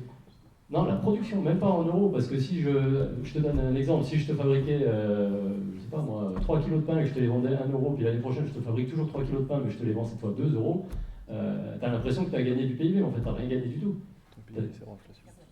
Oui, mais même si tu retires l'inflation, en fait, même si tu la vois pas comme ça hors inflation, ce qui compte, c'est pour moi le volume de biens produits. Aussi, moi je vais le faire autrement, parce que l'inflation aujourd'hui, on sait que c'est un chiffre faux. Ouais, sur le pain, c'est un mauvais exemple, mais si je te fabrique un iPhone 6, aujourd'hui je te fabrique un iPhone 8, service rendu le même, il y en a un qui vaut 200 euros de plus que l'autre. Au final, tu as l'impression que tu es devenu plus riche, mais tu n'es pas devenu plus riche, tu as toujours la même valeur d'usage de ton produit. Donc il faut arrêter de regarder cette chose-là. Ça, le PIB, pour moi, il faut arrêter de le regarder sous forme monétaire. Regardez-le sous forme de biens et de valeur d'usage produit. Et aujourd'hui, ce dont je suis sûr, c'est que cette augmentation par personne de biens produits ne se fera que par une augmentation de consommation d'énergie. Alors on peut espérer que cette augmentation de consommation d'énergie passera par des énergies décarbonées, qui n'émettent pas de carbone, mais moi, ça, j'en suis pas convaincu. Donc le fameux découplage en question, on peut nous le vendre, nous le revendre, je n'y crois absolument pas. Je me permettrais même d'aller un petit peu plus loin. Là, tu parles du découplage monétaire et du découplage en production. On peut même envisager un découplage au niveau du bonheur. On pourrait avoir un pays qui génère plus de bonheur, plus de joie pour les gens, plus de satisfaction, avec une baisse matérielle et avec une baisse encore plus forte monétaire. Ça, c'est de l'ordre du possible et c'est de l'ordre d'un travail politique à faire.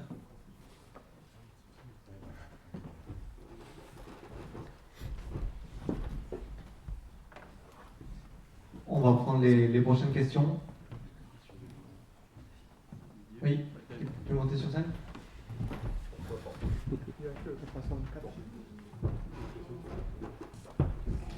Bonjour. Cette question sera peut-être, je l'espère d'ailleurs, coupée au montage. En effet, je pense que le nucléaire, c'est la solution la moins chère, la plus décarbonée, la plus pilotable. Nous sommes tous d'accord.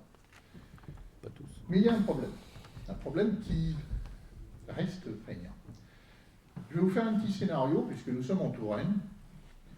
Pour ceux qui connaissent la Touraine, ils vont reconnaître les lieux, et pour ceux qui ne la connaissent pas, c'est pas très grave. Il y a un petit aérodrome au sud d'Amboise qui s'appelle Dières.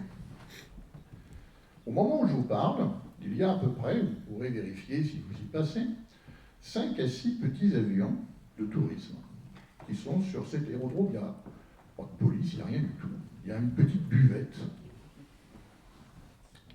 Imaginons qu'au moment où je vous parle, il y ait des très méchants qui arrivent dans ce petit aérodrome, qui, à coup de Kalachnikov, tuent les pilotes qui sont en train de prendre le café, prennent leurs clés, puis remplissent les petits avions de Semtex, ou de C4, des explosifs tchécoslovaques, qui sont faits pour essentiellement casser le béton. Décollent de Dières vers le sud-ouest. Ils vont passer au-dessus de la Zelle Rideau. À partir de la Zelle Rideau, il y a la centrale de Saint-Marc-la-Pile, qui a des radars, qui commence à envoyer un signal en disant vous rentrez dans une zone interdite, vous rentrez dans une zone interdite. Les avions ne répondent pas. Ils continuent toujours vers le sud-ouest. Et là, il y a Saint-Marc-la-Pile qui dit quand même c'est pas normal et qui prévient la base la plus proche, qui est celle désormais de Cognac. Avant, il y avait Tournord, mais Tournord a fermé maintenant, c'est Cognac, où il y a un Rafale, paraît-il, toujours prêt à décoller, à la minute. Admettons qu'il décolle dans la minute. Entre-temps, nos 5 petits avions remplis de Semtex ont traversé la forêt de Chinon et arrivent sur la centrale d'Avoine. Le premier tape l'enceinte de confinement, ça ne bouge pas, parce que c'est solide. Le deuxième tape à nouveau l'enceinte de confinement et commence à y avoir un petit trou. Le troisième tape, une fois encore, l'enceinte de confinement, ça fait un gros trou, et le 5e rentre. Il y a un problème. Houston aura un problème. Et pour l'instant, force est de reconnaître que notre État n'a pas prévu d'assurance pour ce type de choses. Et d'ailleurs, vos contrats d'assurance personnels, quand vous les lisez dans les petites lignes, la génération fatiguée, on aime bien lire les petites lignes des traités, des contrats, c'est marqué, votre contrat d'assurance ne vous garantit pas s'il y a une fission de la tour. C'est-à-dire que toute la région est inhabitable et vous ne pouvez pas avoir de... Quand on vous évacue, on vous dit c'est bien malheureux pour vous, mais vous avez tout perdu. L'État est son propre assureur pour ce type de problème. Alors, il est vrai que quand on rentre dans le coût de l'énergie nucléaire, on n'inclut pas ça. On n'inclut pas ce type de risque terroriste qui aujourd'hui, malheureusement, existe. Comment faire dans un monde qui est de plus en plus troublé, de plus en plus dangereux, de plus en plus imprévisible, quantifier ce risque-là? Je pense qu'il faut en effet couper ça au montage pour ne pas donner de mauvaises idées à certaines personnes qui pourraient voir cette vidéo. On va acheter 15 rafales, Philippe, envoyé de partout. La question qui est posée est celle en fait de la résilience. Alors ici, l'hypothèse c'est une attaque terroriste, mais on pourrait imaginer d'autres scénarios, et les scénarios qui peuvent peut-être arriver de beaucoup moins extraordinaires, ça peut être des inondations massives ou peut-être un tremblement de terre, une secousse sismique proche d'un réacteur. Voilà, C'est couvert ça par les rapports de sûreté. c'est sans doute couvert, c'est sans doute pris en compte. Oui. Mais le risque n'est jamais nul. Oui, c'est pris en compte. Et du coup, la réaction face au risque, c'est la valeur à mettre en avant, c'est celle de la résilience. C'est celle d'être capable de faire face à des chocs externes et de maintenir quelque chose qui reste convenable. Et pour ça, effectivement, c'est un des défauts du nucléaire, c'est que c'est une énergie très concentrée, il y a peu de réacteurs. Et en plus, dans cette hypothèse-là, les conséquences sont particulièrement lourdes. La solution, ce serait, en théorie, ce serait d'avoir beaucoup de centrales qui seraient plus petites et qui seraient sans conséquences. Et d'une certaine manière, c'est ce qu'on a. Si on avait des éoliennes, ce risque disparaîtrait de la nature de l'énergie éolienne. Alors, je ne défends pas l'éolienne par principe, mais voilà, c'est un des critères à prendre en compte. Alors, c'est un beau scénario que je ne pense pas qu'on prenne en compte dans les rapports de sûreté. Parce que le niveau probabilité, voilà, le fait est qu'au niveau des probabilités, c'est suffisamment faible, je pense. Bien que je tiens à rappeler ici que le risque zéro n'existe pas. Quand vous prenez votre voiture, vous avez toujours un risque que quelqu'un vous rentre dedans. Quand je vais travailler, quand quelqu'un va travailler dans une tour à la Défense, il y a toujours un risque qu'un avion rentre dedans. On a déjà vu ça, pas ici, mais on a déjà vu ça. Donc en soi, le risque zéro n'existe pas, et je ne veux pas non plus donner de mauvaises idées à certains, mais si vous voulez faire des morts et quelque chose de démonstratif, prenez un avion, allez sur une tour à la Défense, vous ferez plus de morts qu'en envoyant ça dans un réacteur nucléaire. Oh, si, parce que, enfin, je peux rentrer dans la technique si vous voulez, mais au pire des cas, on a un avion qui va s'emplâfrer sur l'ensemble de confinement. Bon, ok, c'est une chose. D'ailleurs, pour moi, il faudrait plutôt viser la piscine combustible plutôt que l'ensemble de confinement, mais ça, On va se couvrir. Non, je prends des notes, bouge pas. Non, mais l'hypothèse, c'était qu'il y avait un avion qui est blindé d'explosifs qui arrive même à rentrer dans l'ensemble de confinement. Bon, ce à quoi on assistera, c'est un accident de perte de réfrigérant primaire, sûrement, avec enceinte de confinement détruite. Bon, ça, c'est jamais pris en compte dans les rapports de sûreté, parce que du coup, ça impliquera forcément des rejets radioactifs dans l'atmosphère, bien que minimes, il y en aura, et ça, on se l'interdit dans le rapport de sûreté. Et du coup, il y aura quoi? Il y aura la fonte du combustible. Ouais, ça reste dans la centrale. Il y aura des rejets radioactifs qui seront très certainement limités. Donc après, il faudra quantifier, mais on regarde Fukushima, on va dire l'UNSCEAR, en faisant la concaténation de plein de rapports de sûreté, montre qu'il n'y aura jamais de conséquences sanitaires dramatiques en termes de mort dues aux rejets radioactifs. Et pourtant, il y en a eu quelques-uns. Parce que les doses, en fait, sont comparables à la radioactivité naturelle, celles qui ont été émises. Donc tout ça, on peut faire des calculs pour quantifier les doses émises, mais en soi, il n'y en a pas énormément, parce que le circuit primaire, il est certes un peu radioactif, mais il n'est pratiquement pas, en fait, par rapport au combustible. Et le plus dangereux, c'est vraiment le combustible lui-même, où il y a des produits de fission à l'intérieur qui est vraiment dangereux. Et lui, il va fondre. La particularité de Tchernobyl, et c'est ce que tout le monde prend comme référence, c'est qu'à Tchernobyl, il y a eu une hausse rapide de la température du combustible, ça on est d'accord, parce qu'il y avait un coefficient de vide positif, donc c'est-à-dire que quand de l'eau s'évaporait, ça a augmenté de la réactivité, ça a participé à la réaction en chaîne, ça dans nos réacteurs c'est pas possible, si on a de l'eau qui s'évapore, la réaction en chaîne s'arrête, et même on a des grappes, on a des grappes qui s'effondrent, enfin qui tombent et qui arrêtent la réaction en chaîne, et il n'y avait pas l'ensemble de confinement sur Tchernobyl, ce qui a donné lieu à une explosion, parce que l'eau s'est vaporisée presque instantanément, ce qui a fait sauter le couvercle. C'est pas une explosion nucléaire à Tchernobyl, c'est de l'eau qui s'est vaporisée.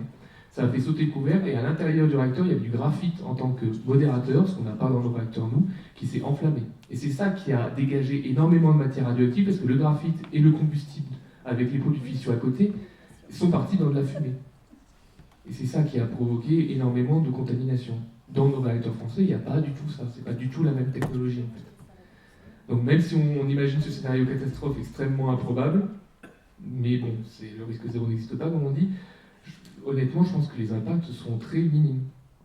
Et je pense que l'évacuation des personnes fera beaucoup plus de morts que la contamination en soi. Comme ce qui s'est passé à Fukushima d'ailleurs, hein, l'évacuation, au-delà du tsunami, hein, a provoqué plus de suicides que la contamination radioactive qu'il aurait pu avoir si ça ne s'invente pas ces rapports de l'équivalent du GIEC à l'ONU, donc l'UNSCA. Voilà les risques qu'il y a derrière. Donc finalement, moi je suis pas très inquiet vis-à-vis de ça. Honnêtement. Je suis vraiment pas très inquiet. Et en plus tous les produits radioactifs ne peuvent pas forcément être émis par de l'évaporation. Il y a peut-être de l'iode, du césium, et puis c'est tout, quoi. C'est pas extrêmement. Je ne veux pas minimiser le problème, mais voilà, il faut avoir une explication un peu technique. Donc vaut mieux se faire péter sur le Parlement européen. C'est bien plus joli. Ça sera coupé aussi au montage. On va prendre une dernière question, deux dernières questions, alors très rapides, si on peut les poser en même temps, les deux questions, comme ça les intervenants répondront à la suite. Et après, on va être obligé de clôturer pour tenir le planning.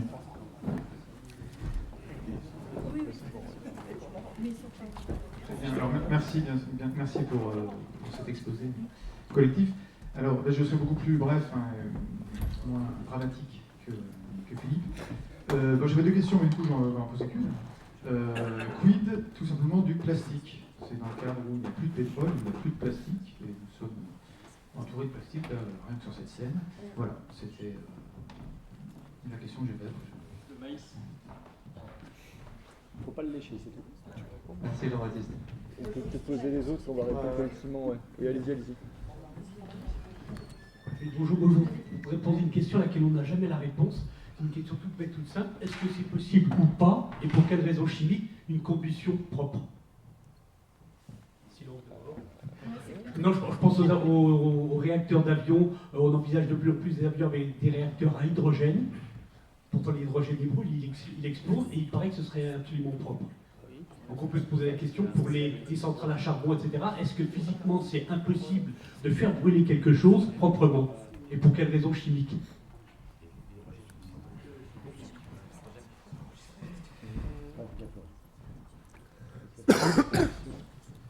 Poser une question par rapport à un lien potentiel entre l'agriculture et l'immigration, s'il y avait un lien entre la production de l'agriculture en France ou dans les pays européens et justement l'export et le potentiel d'immigration.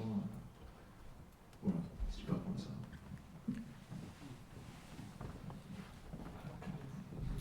Et puis pour finir, je vais vous poser deux questions à M. Yannès.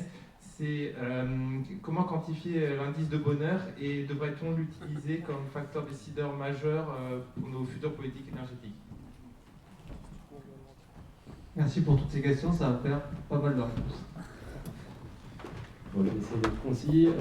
Pour le plastique, alors je laisserai peut-être après Maxime et Jérôme répondre aussi, mais en gros pour le plastique, on a des solutions alternatives en biomatériaux qui existent. Mais encore une fois, comme toujours, comme c'est quelque chose qu'on fera pousser quelque part sur un terrain, ça ne remplacera pas 100% du plastique et il faudra choisir entre le manger ou l'utiliser en matériaux de construction, quoi, concrètement. Donc, pour la combustion, donc je vais essayer, alors on rentre dans la technique chimique. La combustion est une réaction d'oxydoréduction, d'accord, en gros qui brûle le carbone, pour faire simple, et qui transforme du carbone en CO2, d'accord. Mais on peut avoir d'autres systèmes d'oxydoréduction qui émettent de l'énergie, mais il suffit qu'on ne fasse pas réagir ça avec du carbone, tout simplement. Donc on peut le faire avec de l'hydrogène, ça marche très bien, ça dégage beaucoup d'énergie. Ça a juste un petit inconvénient, c'est que l'hydrogène est explosif, donc on est obligé en général d'utiliser des piles à combustible, je crois de mémoire, pour éviter que ça explose. Mais je sais que ça a été pendant longtemps, pour en avoir fait partie chez les pompiers, un grand sujet. On disait le jour où on a des voitures à hydrogène, comment on fait le jour où une voiture prend feu, parce qu'en gros ça rase le pâté de maison où se trouve la voiture. Voilà. Ensuite, sur le lien entre agriculture et immigration, alors oui, effectivement, en fait, il faut se poser la question de savoir pourquoi les gens migrent. Les gens migrent en général parce qu'ils crèvent de faim. C'est la première raison. Et pourquoi ils crèvent de faim? Parce que structurellement, alors il y a plusieurs raisons, mais il y en a une entre autres, c'est que certains pays structurellement n'ont pas les territoires pour pouvoir nourrir la population qu'ils abritent. Exemple typique, l'Égypte. 90 millions d'habitants et une bande cultivable de quelques milliers de kilomètres carrés le long du Nil, ça s'arrête là. et encore quand ils ont le climat qui le permet. L'Algérie, typiquement, une bande cultivable plutôt au nord de l'Algérie, et 40 millions d'habitants, dont la moitié doit avoir moins de 25 ans, je crois, mais quelque chose comme ça. Et il faut savoir que la France exporte aujourd'hui, en gros la France c'est 300 millions de production végétale primaire, il y en a 300 millions de tonnes, pardon. Il y en a 70 millions de tonnes qui sont exportées aujourd'hui, principalement effectivement vers les pays du pourtour méditerranéen, vers la Chine, et puis en interne à l'Union européenne. Donc oui, ce que nous ne produirons pas, parce que la France est excédentaire, il faudra soit qu'un autre pays le produise pour ces pays-là, soit que ces populations jeunes viennent chercher la nourriture chez nous directement.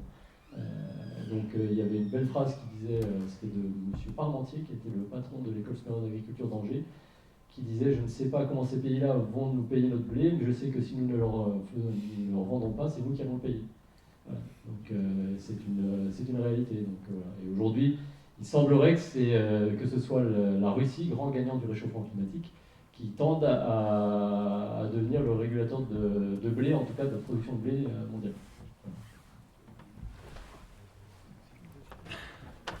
Sur la question du plastique, ça fait partie, selon moi, de la catégorie des matériaux indésirables à certains égards. Les ingénieurs aiment beaucoup le plastique parce que c'est extrêmement bon marché.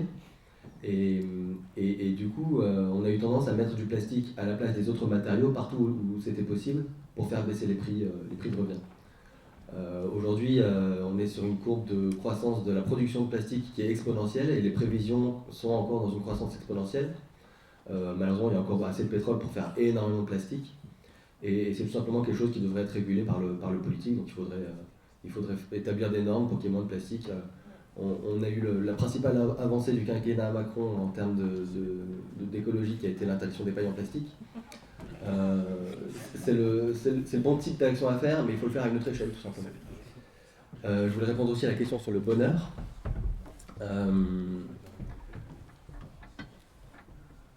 Si on regarde les choses, comment dire, la finalité d'une société humaine, c'est pas la croissance du PIB. On n'est pas ici pour avoir un maximum d'objets, et tout le monde sait qu'avoir un maximum de salaire non plus, ça fait pas forcément le bonheur.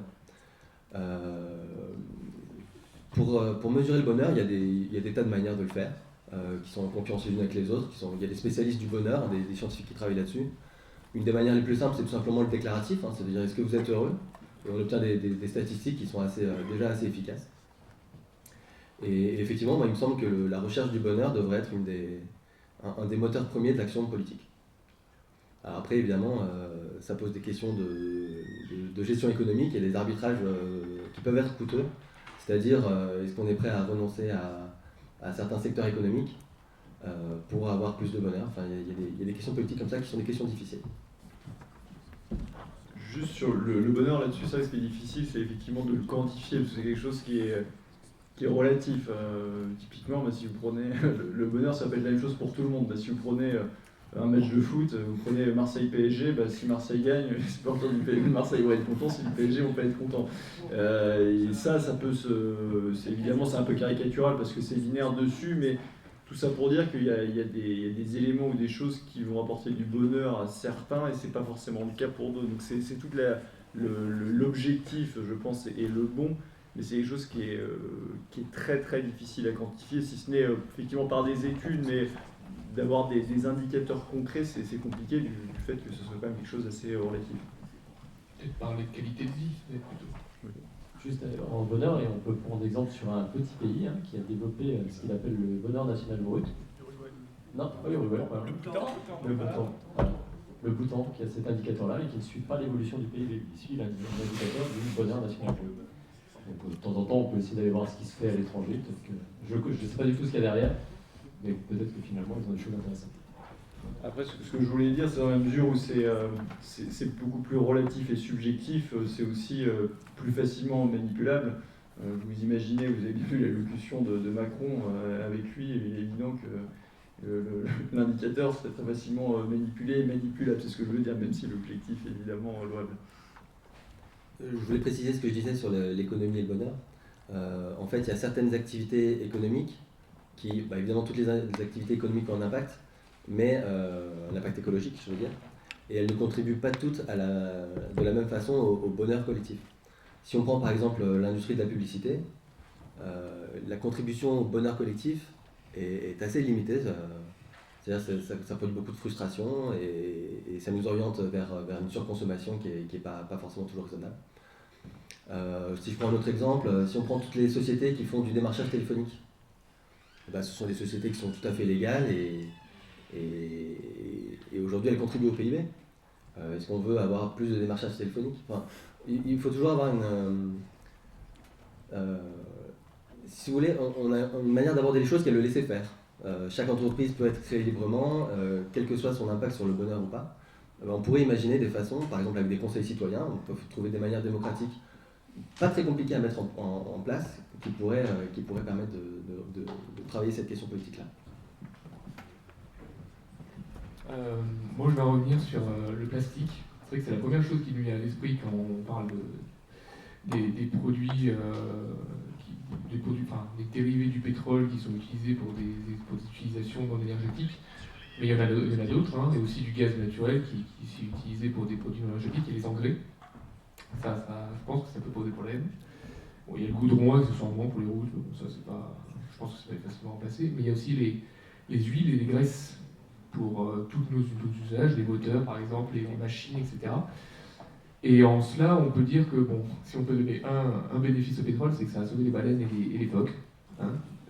Avant, les huiles et les graisses, on les exploitait en tuant des baleines et des phoques. Et finalement, après, on a trouvé le pétrole et ça nous a permis d'en avoir. Donc voilà, il y a d'autres utilisations non énergétiques du pétrole et du gaz naturel qui auront un impact, et aussi les médicaments, voilà, notamment, qui sont dérivés des produits pétroliers.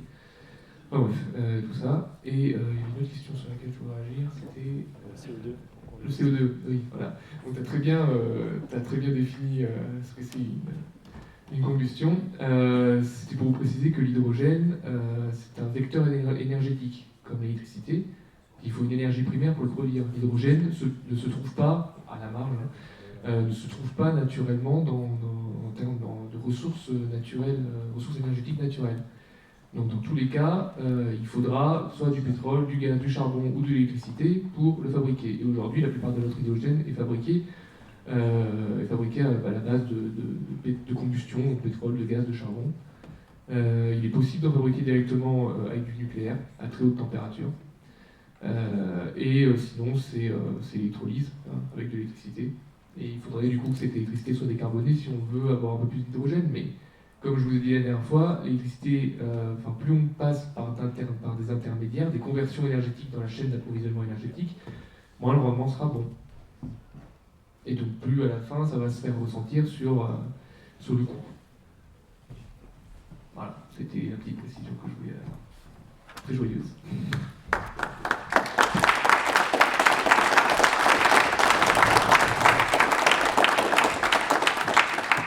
Alors un grand merci à nos 3 intervenants pour les interventions de qualité, les exposés de qualité. Merci évidemment au public aussi pour les questions et j'étais ravi de cette table ronde parce que ça permet en fait de montrer qu'on peut traiter de la question écologique sérieusement. Génération Frexit le montre et ça nous change justement de ce que peut faire ELV ou même dans une moindre mesure LFI où c'est des partis qui représentent souvent l'écologie.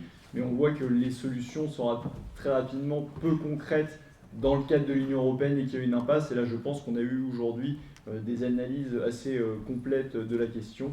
Donc merci à vous.